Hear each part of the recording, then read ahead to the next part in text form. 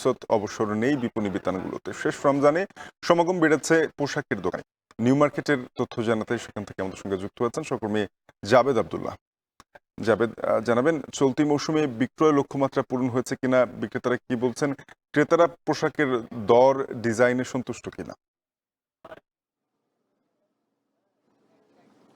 শাফিন, একেবারে শেষ সময়ে কেনাকাটায় ব্যস্ত সময় পার করছেন নগরবাসী। এরই মধ্যে বিপণী বিতান শপিং মলগুলোতে ভিড় বাড়তে শুরু করেছে। আপনি যেমনটি বলছেন যে আসলে বিক্রেতাদের ফুরসত অবসর বা দম ফেলবার সময়টুকু কিন্তু হচ্ছে না এই শেষ সময়টুকুতে। এরই মধ্যে ঈদুল ফিতর আসন্ন, মুসলিম উম্মার দুয়ারে ঈদুল ফিতর করা নাড়ছে এবং সেই আনন্দ কিন্তু এখন থেকেই বহমান। সেই আনন্দ এখন থেকে শুরু হয়েছে। সেই ঈদের আনন্দে বাড়তি মাত্রা যোগ করে নতুন পোশাকের জুড়ি নেই। সেই পোশাক ক্রয় কিন্তু এরই মধ্যে শপিং মল কেন্দ্রিক ক্রেতার উপস্থিতি বাড়ছে।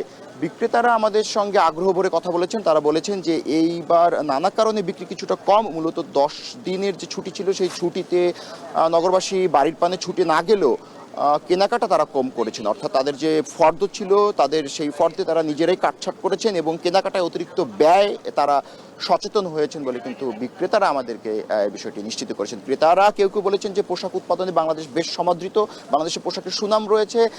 তারপরেও কোনো কোনো পোশাকের দাম কিছুটা চড়া ছিল এই মৌসুমে এবং পণ্য তারা নির্বাচন করতে পারলেও পোশাক ক্রয়ে আসলে সংগ্রহ তারা করতে পারেনি একমাত্র দরের কারণে। তো ধারণা করা হচ্ছে যে আজ যদি চাঁদ রাত হয়ে থাকে তাহলে আজই হয়তো এই ঈদ কেন্দ্রিক যে কেনাবেচা সেটির পর্দা নামবে, এই কেনাকাটার সমাপ্তি ঘটবে।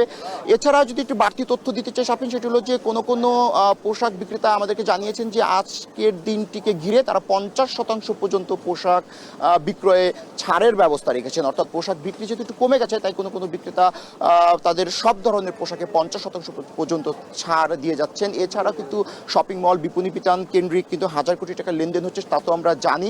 সেটির পাশাপাশি এভাবে একটু বলা যায় যে আর কিছুক্ষণ পরে, এখন তো একটু মধ্য দুপুর, আর কিছুক্ষণ পরে হয়তো ক্রেতা উপস্থিতি বাড়তে পারে। এখন শপিং মলে এসে আমরা যে বিষয়টি দেখেছি যে পুরুষের তুলনায় নারী এবং শিশুদের পোশাক বেশি বিক্রি হচ্ছে। যেহেতু পোশাকে বৈচিত্র্য রয়েছে, ডিজাইন, রং, ভিন্নতা যাই বলেন, এবারের পোশাকে সেগুলো ধরে রাখা হয়েছিল।